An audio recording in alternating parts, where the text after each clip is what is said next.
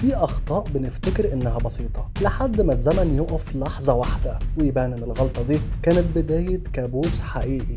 اللي هتشوفه دلوقتي عبارة عن كارثة اتخلقت من قرار غبي جدا أكتر مما تتخيل. نوفمبر سنة 2004 كان في عامل اسمه باتريك، وكان شغال في مستودع للألعاب النارية موجود في منطقة سيست الواقعة في الدنمارك.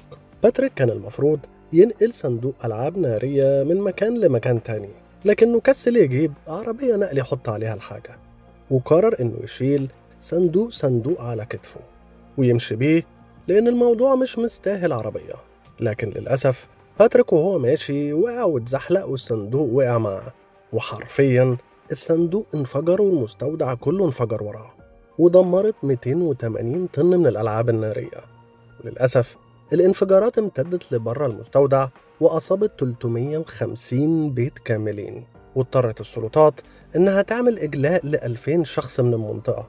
ده غير إن الانفجار والحرائق أدوا لإصابة 17 فرد من السكان و34 فرد من أفراد الإنقاذ، ووفاة رجل من رجال الإطفاء. كوارث رهيبة ما تتعدش بسبب لحظة من الكسل. وفي يوم 13 يوليو سنة 1977 في 3 صواعق قوية ضربوا محطة إنديان بوينت للطاقة النووية في ولاية نيويورك، وكانت النتيجة هي انقطاع التيار الكهربائي عن أهم مدينة في الولايات المتحدة. وفي الحالات اللي زي كده المفروض إن في بروتوكول طوارئ بيتعمل بيخلي الكهرباء ترجع خلال 15 دقيقة على أقصى تقدير، لكن الموظف المسؤول في اليوم ده بالذات عمره ما قابل حالة الطوارئ دي قبل كده، وما كانش عارف يتصرف إزاي.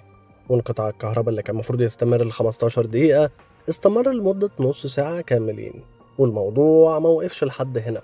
بسبب إن الكهرباء طولت بدأت العصابات اللي موجودة في الأحياء الفقيرة تهاجم الأحياء الغنية والمحلات اللي فيها وتكسرهم. وفي اليوم ده بالذات انتشرت فيه السرقة والسلب والنهب بشكل مرعب وخطير. ده غير إن الناس زهقوا من انقطاع الكهرباء فنزلوا الشوارع وحركة المرور توقفت بالكامل، وتحولت نيويورك لحالة فوضى شاملة. وبعد انتهاء الأزمة واستعادة الطاقة كانت الحصيلة 2600 عملية سرقة للبيوت والمحلات، وأكثر من 3600 بلاغ عن حرائق لممتلكات مختلفة، وإصابة 550 شرطي، واعتقال فرد من سكان نيويورك، وخسارة 20 مليون دولار في بورصة نيويورك. ده غير إن الحكومة اضطرت تدفع 4 مليون دولار رواتب ومكافآت للشرطة والإطفاء بسبب الشغل الزيادة، وقدرت الخسائر الإجمالية بحوالي 300 مليون دولار. وخدوا بالكم إن إحنا بنتكلم عن سنة 1977. وبعد التحقيقات اتضح إن الموضوع كله كان بسبب إن الموظف اللي المفروض يرجع الكهرباء خلال ربع ساعة كان كل اللي مطلوب منه إنه يرتب مجموعة من مفاتيح الطوارئ بتسلسل معين، واتضح إنه فعلا عمل التسلسل مظبوط باستثناء مفتاح واحد بس. مفتاح واحد العامل حطه غلط وما حطوش في الاتجاه الصح، كلف نيويورك أكتر من 300 مليون دولار. إما في يوم 2 مايو سنة 1952 وبعد حملة دعائية ضخمة للطيارة DH-106 الملقبة بالمذنب باولي، طلعت من رحلة من مطار لندن لمطار جوهانسبرغ في جنوب أفريقيا. وكان الغرض من الرحلة دي هو إظهار قدرات الطيارة الجديدة في الرحلة الطويلة اللي بتقترب من 8000 كيلو للرحلة. وعشان تفهموا أكتر، الرحلة دي كانت في الأول بتتعمل ب4 توقفات مختلفة، لكن الطيارة دي قدرت تقطعها في رحلة مباشرة على مرة واحدة. ده غير كمان إن الطيارة دي كانت أسرع من أي طيارة مدنية تانية، ووسائل الرفاهية والراحة فيها كانت أحسن بكتير. ودي كانت أول طيارة تقدم للركاب شبابيك الطيارات المدنية اللي احنا عارفينها لحد دلوقتي، وده خلى أسعار التذاكر عليها غالية جدا. تقدر تسميها كده إنها كانت تايتانيك الطيارات في وقتها. وللأسف الشديد مصيرها ما اختلفش كتير عن تايتانيك. وفي يوم 26 أكتوبر سنة 1952، يعني بعد أقل من 6 شهور فقط، حصلت كارثة والطيارة وقعت بكل ركابها. والمدهش إن الموضوع ما وقفش على طيارة واحدة بس.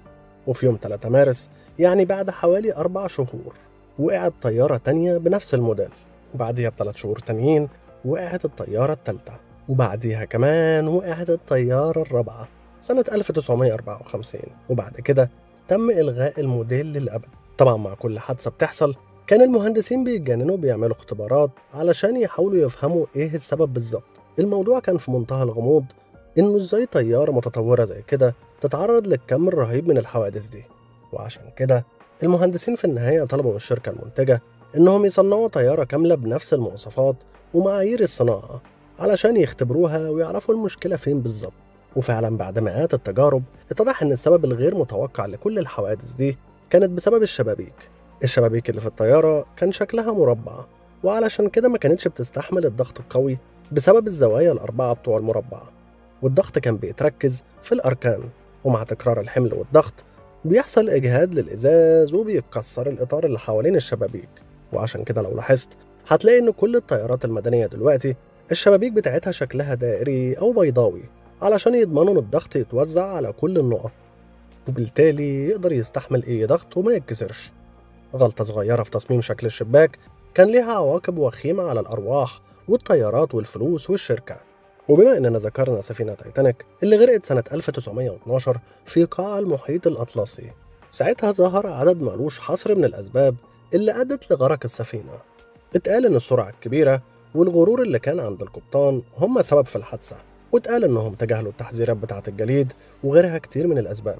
إنما أغرب الأسباب على الإطلاق كان السبب اللي قاله البحار فريدريك فلات خلال التحقيقات. لكن عشان نفهم بالظبط محتاجين نرجع شوية ليوم انطلاق تايتانيك في الرحلة الأولى. كان في ضابط اسمه ديفيد بلير هو المسؤول عن فريق المراقبة، لكن في آخر لحظة المسؤولين عن السفينة استبدلوا ديفيد بضابط تاني أكبر منه في الرتبة وهو هنري وايلد. وفعلا نزل ديفيد من السفينة وروح بيتهم، لكن لسوء الحظ نسي في جيبه مفتاح الخزنة اللي فيها نظارات المراقبة، واللي المفروض إن طاقم المراقبة هيستخدموه في شغلهم. وحركة التغيير المفاجئة اللي حصلت في آخر لحظة دي خلت ديفيد ينسى يدي المفتاح للضابط اللي أخد مكانه، وكانت النتيجة إن السفينة اتحركت وبقى مطلوب من فريق المراقبة إنهم يراقبوا البحر من غير نظارات. وفريدريك، واللي يعتبر أول واحد شاف الجبل الجليدي، قال إنهم لو كان معاهم في اليوم ده نظارات معظمة كانوا هيشوفوا الجبل من مسافة كبيرة تسمح لهم إنهم يتفادوا الحادث.